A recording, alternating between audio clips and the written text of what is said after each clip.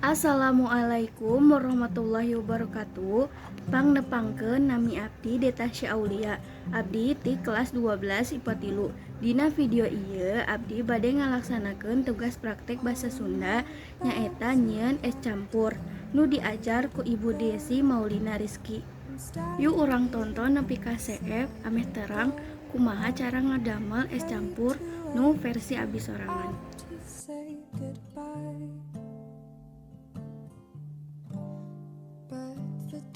Tah ieu teh bahan-bahan nu abi anggo jang ngadamel es campur.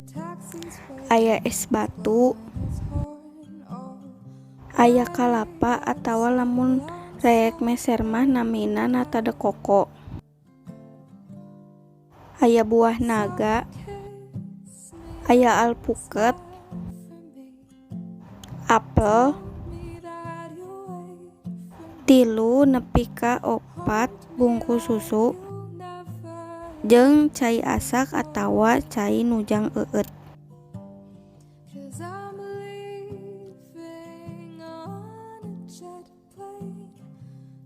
Kahiji urang asupkeun heula 3 bungkus susu, atanapi lamun sakirana kirang engke ditambihan deui susuna.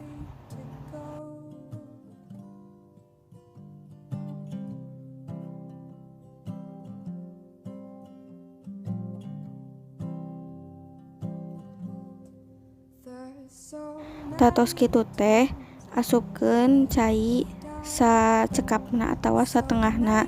Nah dina video ieu mah abi teh kaleuwihan.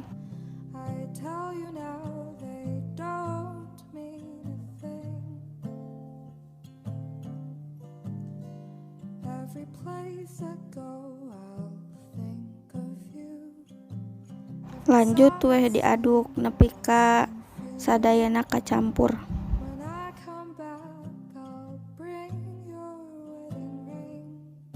Tos kitu urang cobian heula susuna teh amisna tos pas atawa teu acan. Lamun sakirana teu acan urang tambihan deui. Tah lamun abi mah ditambihan deui hiji bungkus susu sabab nu tadi teh amisna teu acan pas.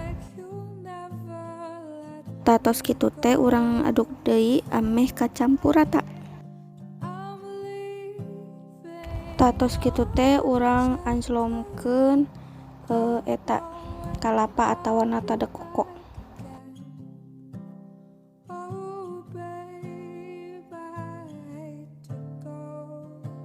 Teras buah naga.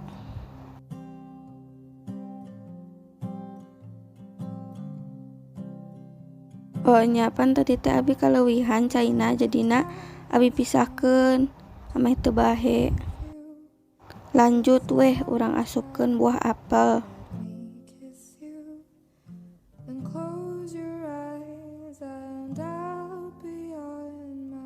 Alpuket, nya lalaunannya ameh teu barahean.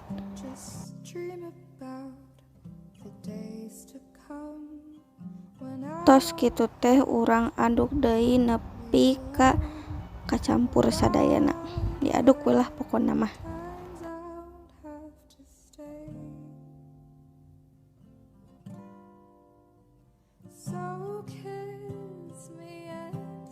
Tah, terus jadi.